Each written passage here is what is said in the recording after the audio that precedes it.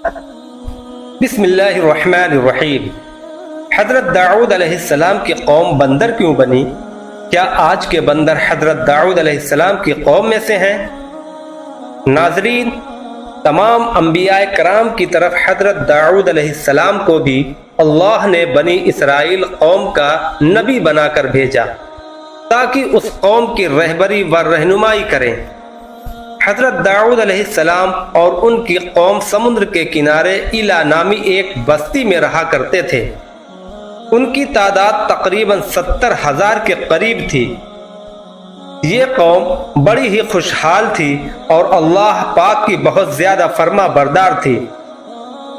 اس قوم کو اللہ پاک نے بے شمار نعمتوں سے نوازا تھا۔ ہر طرف ہرے بھرے باغ تھے، چاروں طرف ہریالی ہی ہریالی تھی، اور اللہ تبارک و تعالی کی بے پناہ کرم نوازی تھی۔ یہ لوگ اپنی اس زندگی میں بہت ہی زیادہ خوش تھے۔ حضرت داؤد علیہ السلام کی قوم چونکہ سمندر کے کنارے رہتی تھی اور اللہ تبارک و تعالی کا ان پر اس قدر کرم تھا کہ سمندر کے اس کنارے پر بے شمار مچھلیاں آتی تھیں جن کا یہ لوگ کاروبار کرتے تھے اور بہت ہی خوشحالی والی زندگی گزارتے تھے۔ جب یہ قوم اللہ کی مہربانیوں کی وجہ سے خوشحال ہو گئی تو پھر یہ اللہ پاک کی نافرمانیوں کی طرف اتر آئی اور طرح طرح کے گناہوں میں مبتلا ہو گئی۔ اور پھر اللہ پاک نے ایک دن اس قوم کا امتحان لینے کا ارادہ فرمایا اور حضرت داؤد علیہ السلام کو وحی بھیجی کہ اپنی قوم سے کہہ دیں کہ ہفتے والے دن مچھلی کا شکار کرنا بند کر دیں۔ اس طرح اللہ پاک نے حضرت داؤد علیہ السلام کی قوم پر ہفتے والے دن مچھلیوں کا شکار حرام کر دیا، اور پھر یہاں سے اس قوم کی بربادی شروع ہو گئی۔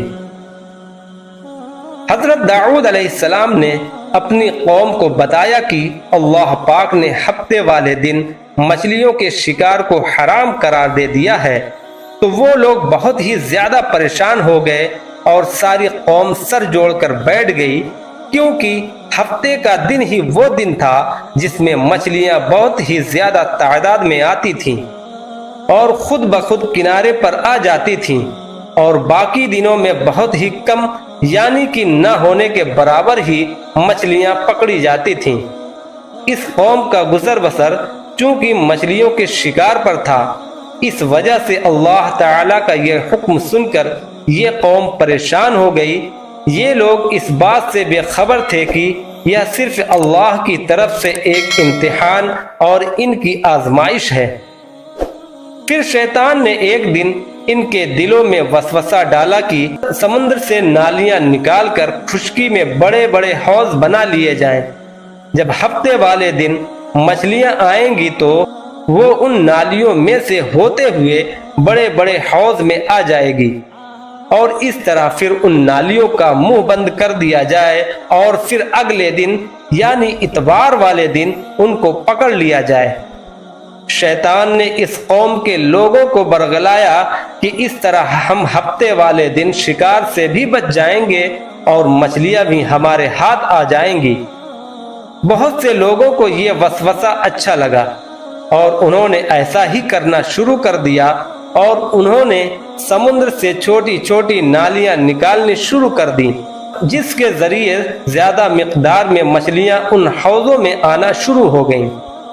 اس قوم کے بدبخت لوگوں کو شیطان کا یہ ہیلا بہت پسند آیا، لیکن اس قوم کے لوگوں نے یہ نہ سوچا کہ جب مچھلیاں سمندر سے آ کے ان حوضوں میں قید ہو گئی تو وہ مچھلیوں کا شکار ہی ہو گیا۔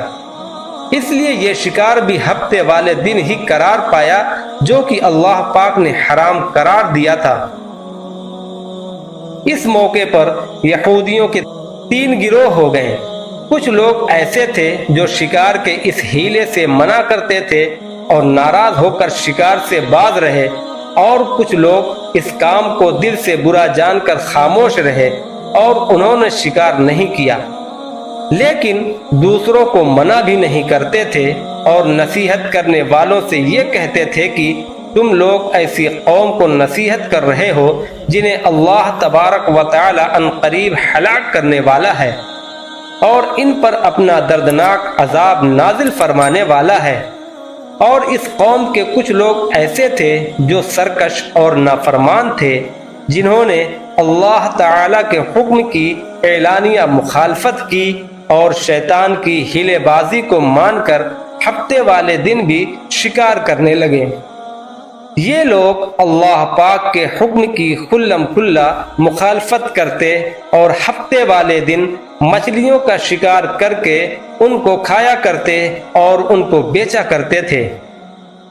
دوستو، حضرت داؤد علیہ السلام کی قوم کے 12,000 نافرمان لوگ جو منع کرنے کے باوجود بھی ہفتے کو ان نالیوں کے ذریعے شکار کرتے رہے، حضرت داؤد علیہ السلام نے انہیں اللہ تبارک و تعالی کے دردناک عذاب سے ڈرایا۔ آپ نے ان سے کہا کہ وہ اللہ پاک کی اس نافرمانی سے باز آ جائیں، لیکن وہ لوگ باز نہ آئے اور کھلے عام شکار کرنے لگے۔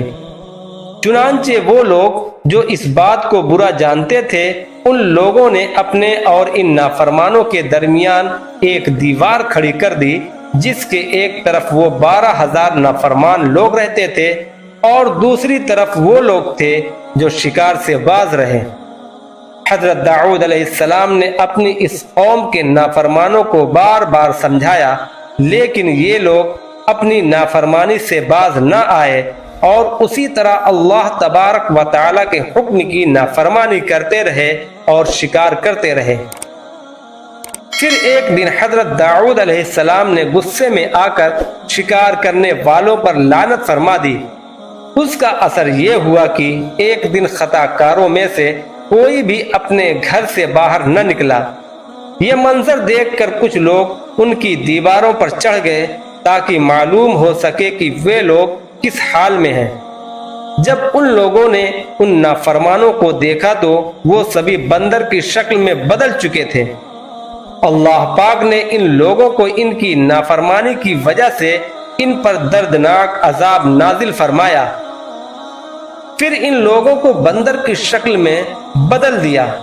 جب لوگ ان مجرموں کے گھروں کے دروازے کھول کر اندر داخل ہوئے تو وہ لوگ اپنے رشتہ داروں کو پہچانتے تھے اور ان کے پاس آ کر ان کے کپڑوں کو سونگھتے تھے اور زار و قطار روتے تھے، لیکن وہ کچھ بول نہیں سکتے تھے۔ اللہ تبارک و تعالیٰ کے ان نافرمان بندر بن جانے والے لوگوں کی تعداد 12,000 تھی۔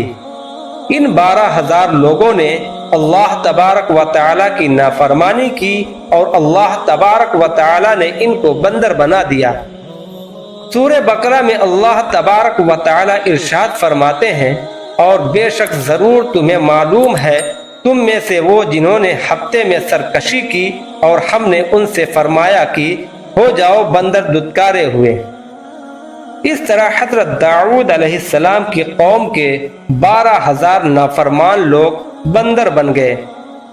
یہ لوگ 3 دن تک زندہ رہے اور اس دوران یہ نہ کچھ کھا سکتے تھے اور نہ کچھ پی سکتے تھے، اور یوں ہی بھوکے پیاسے سب کے سب ہلاک ہو گئے اور 3 دن کے اندر سب کے سب مارے گئے۔ اور وہ لوگ جو ان نافرمانوں کو اللہ تبارک و تعالیٰ کی نافرمانی سے منع کرتے تھے، اللہ تبارک و تعالیٰ نے ان کو اس عذاب سے سلامت رکھا، اور وہ لوگ جو اس شکار کو برا جان کر خاموش رہتے تھے، اللہ تبارک و تعالیٰ نے ان کو بھی اس عذاب سے محفوظ رکھا۔ ناظرین، اب سوال یہ ہوتا ہے کہ آج کے دور کے بندروں میں سے کوئی بندر ان کی نسل میں سے بھی موجود ہے، یا پھر آج کے دور میں پائے جانے والے بندر انہی لوگوں کی نسل میں سے ہیں؟ اس کے متعلق روایت میں آتا ہے کہ حضرت عبداللہ بن مسعود رضی اللہ تعالی عنہ سے روایت ہے کہ نبی کریم صلی اللہ علیہ وسلم سے کسی نے سوال کیا کہ کیا آج کے بندر حضرت داؤد علیہ السلام کی قوم میں سے ہیں؟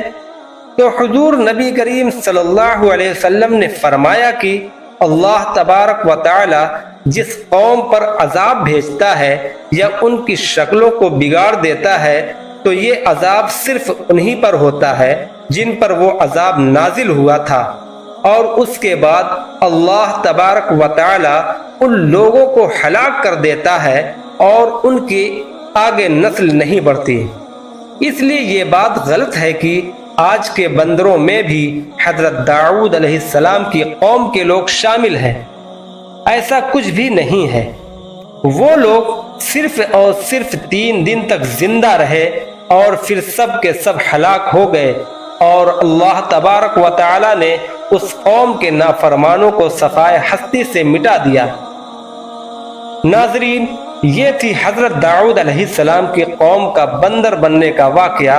اس عبرتناک واقعے سے ہمیں یہ سیکھنے کو ملتا ہے کہ اللہ تبارک و تعالی کی ہمیشہ فرما برداری کرنا چاہیے۔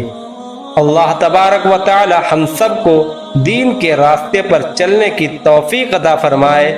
آمین یا رب العالمین۔